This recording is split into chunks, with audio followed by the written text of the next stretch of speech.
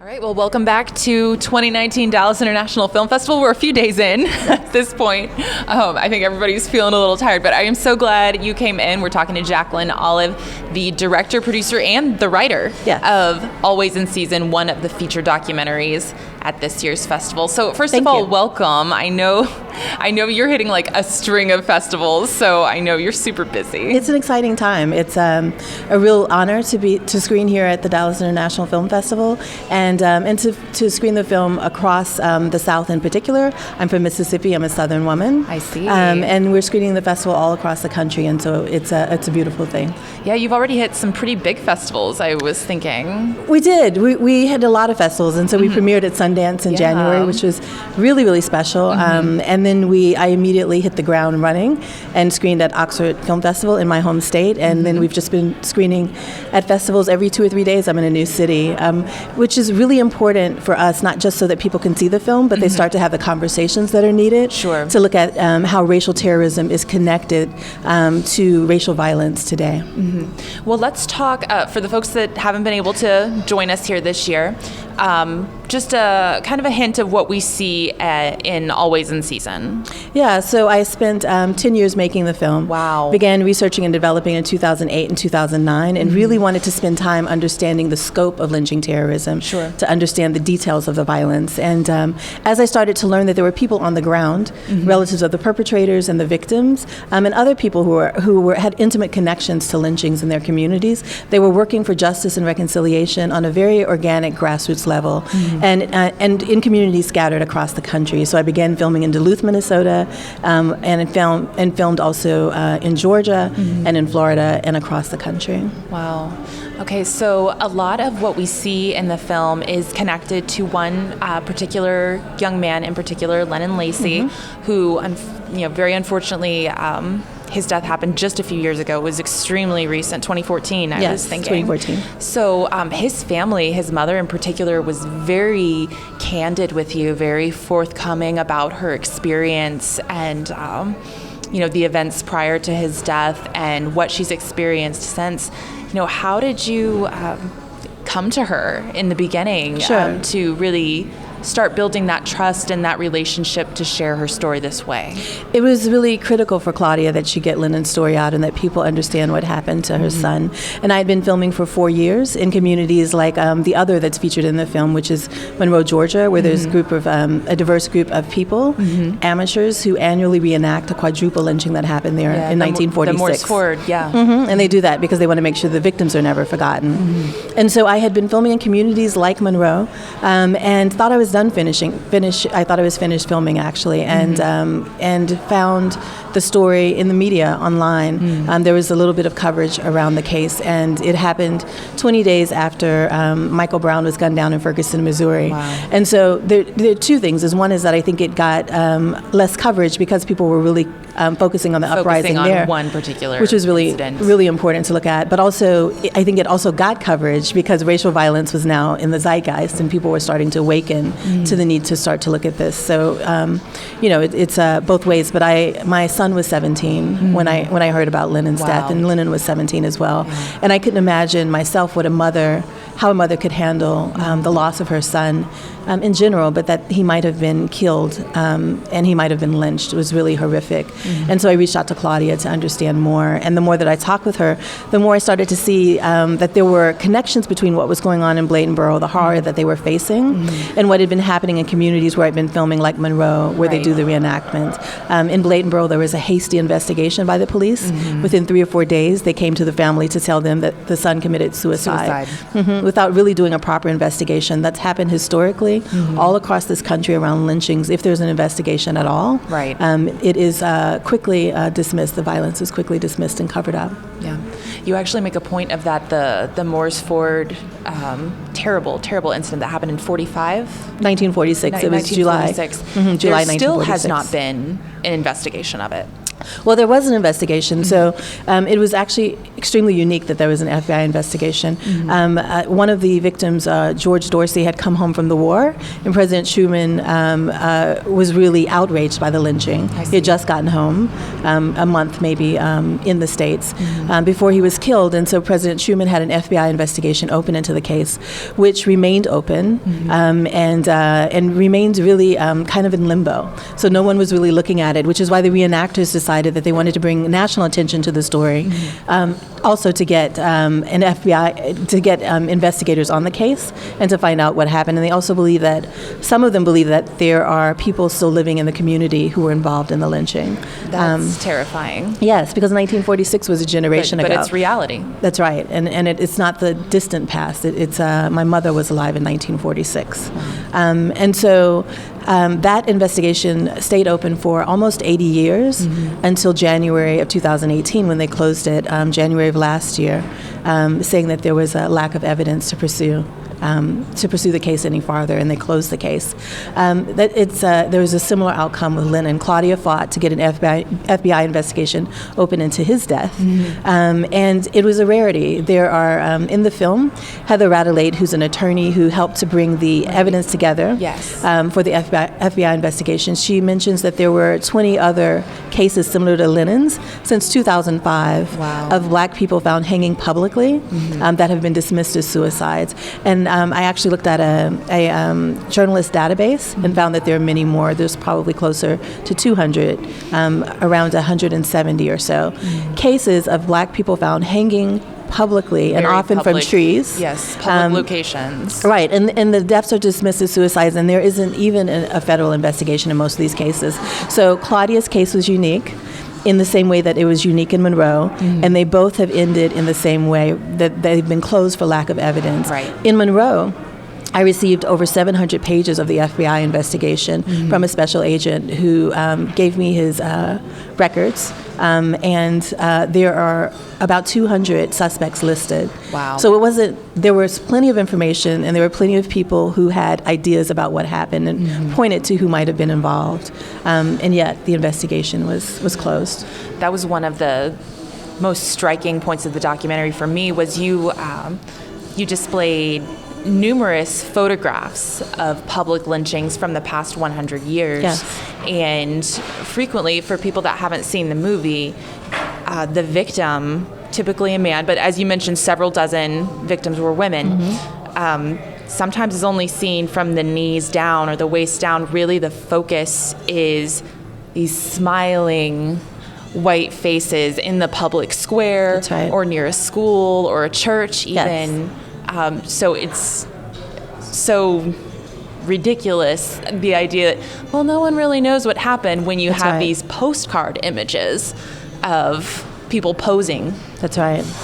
Yeah, in my research, I learned that a lot of lynchings were spectacles. They were events where people brought their husbands, their wives, their children. There were notes sent to schools for children to be excused so that they could attend the lynching. So it was a family event. So one is that the violence was notorious, and then the victims were they were brutalized almost out of their humanity. So those photographs were an attempt to take the last bits of their humanity, and also to reinforce the power dynamics of white supremacy. And so a lot of those photographs were turned into postcards and then sent through the mail. So even when a lynching didn't happen in your community, you knew about the terrorism in another state. And so that lynching that you mentioned, one of the scenes is of a Waco, Texas lynching in 1916. Jesse Washington was lynched over hours. He was tortured over hours, and then photographed. And that photograph was turned into a postcard. And so there's a postcard from that lynching from a man named Joe, who is, you can see is posing underneath the body, and he sent it to his mother, saying, "This is the barbecue we attended last summer. Your son Joe."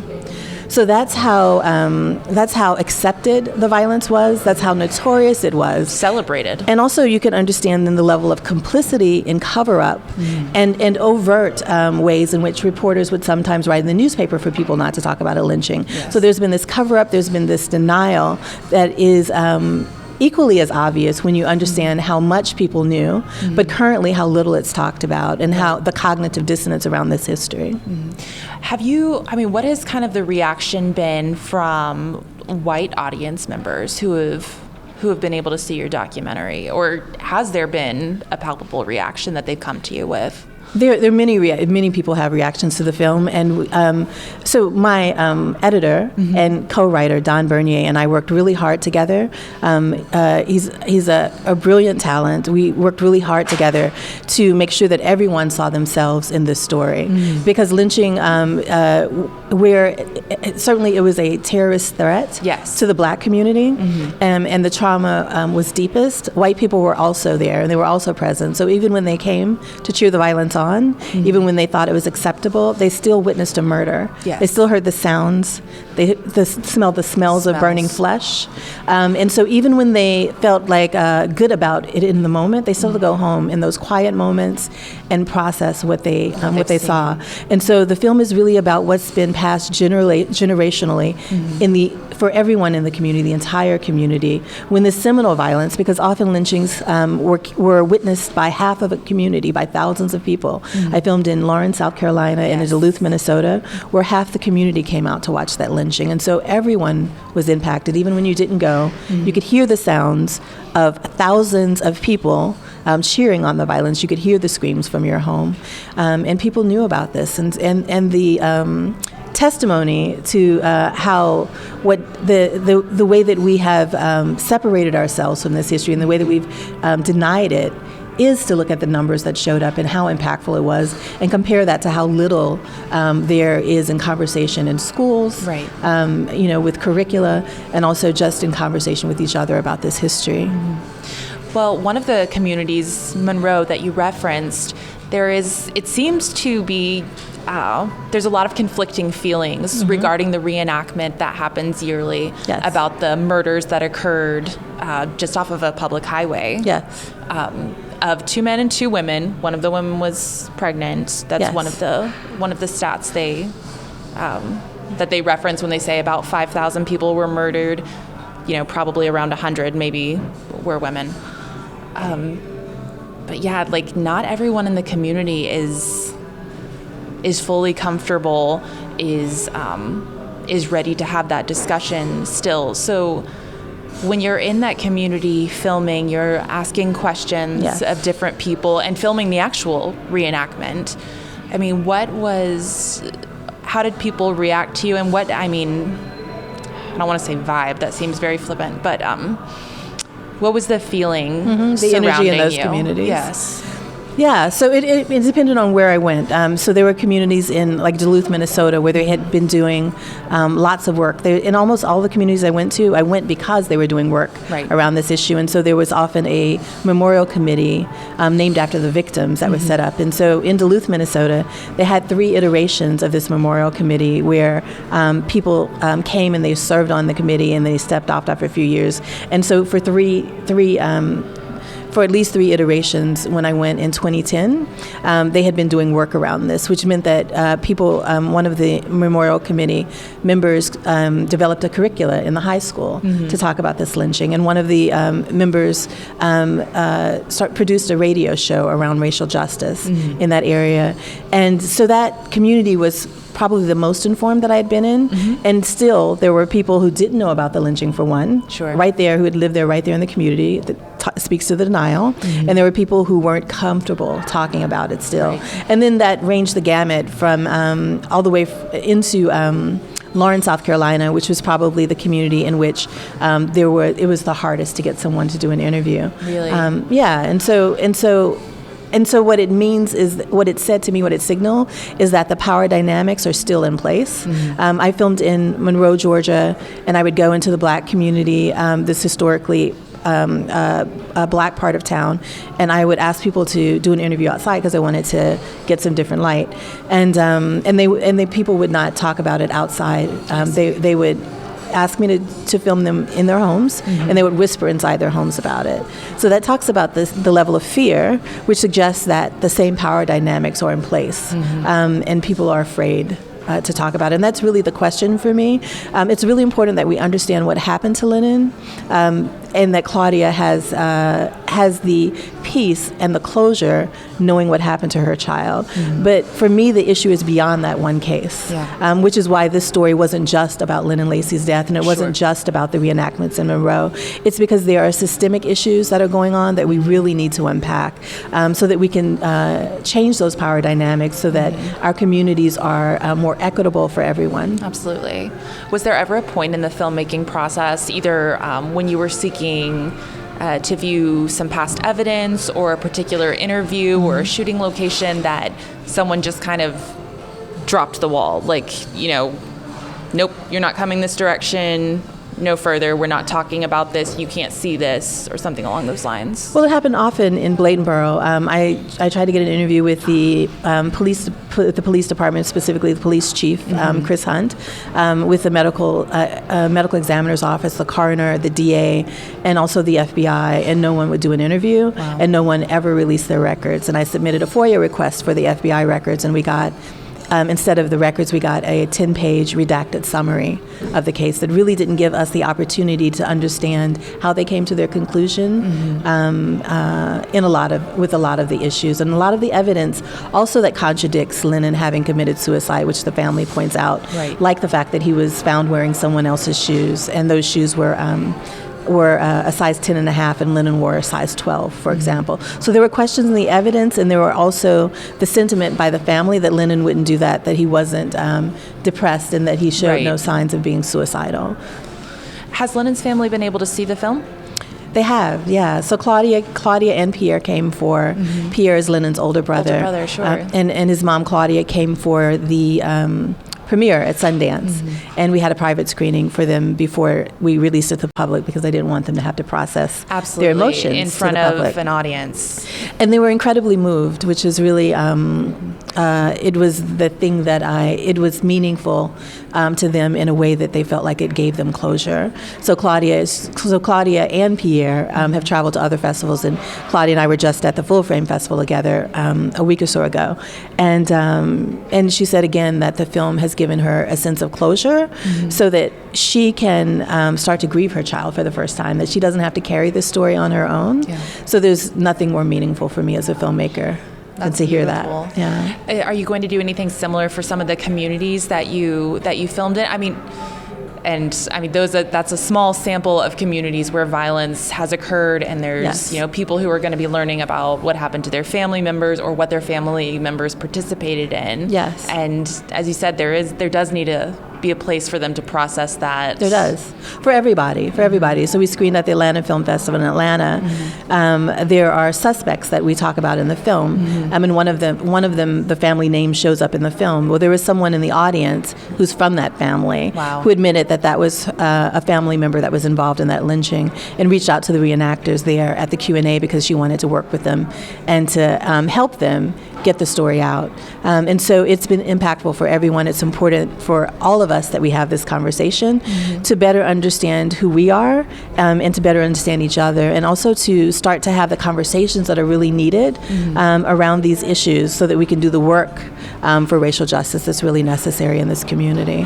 And I'll also say that lynchings, you'd mentioned the 5,000 lynchings.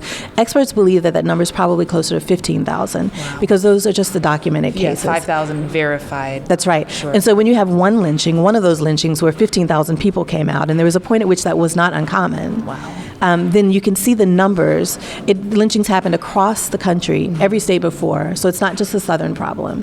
It happened all across this country, except for four states. And even those states, when photographs are being sent through the mail, they're still being impacted. So there's no way to wall yourself off from this violence. And what it means is that we all have work to do to unpack and confront this history, so that we can better understand what's going on now right in front of us around issues of racial violence, like police killings, like vigilante killings, mass incarceration, and related issues of inequities in education, and in all the institutions that we move through daily. Because I'm guessing that if you don't have a child in school, that you know someone who's in a school in your neighborhood, or you drive by a school in your neighborhood, and those are the places where we can be impactful, and where we really need to show up for the work.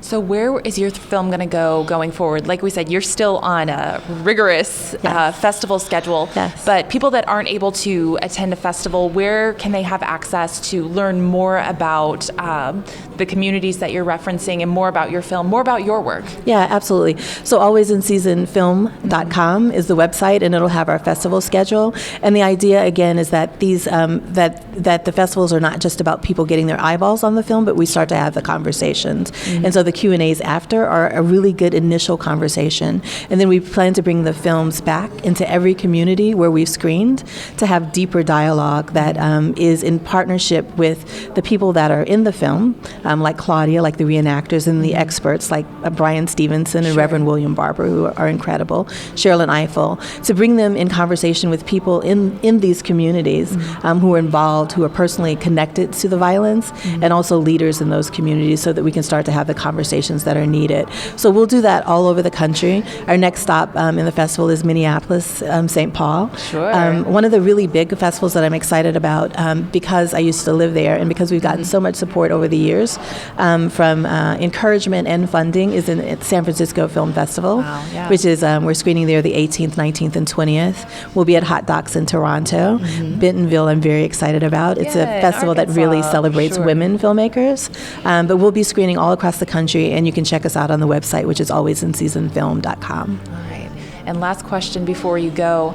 You mentioned that your son is the Yes. same age as Lennon was when he passed. Yes. What was your experience as a mother, as a person, as a parent, making this film? Was there ever a moment where you needed to draw back just to protect yourself emotionally and mentally? There have been moments like that. Looking at the lynching photographs over and over again Sure. Can be really intense over 10 years. And so most of the time I was looking at them from my director eyes, which was from the lens of composition and how this Certainly. might show up in the scene.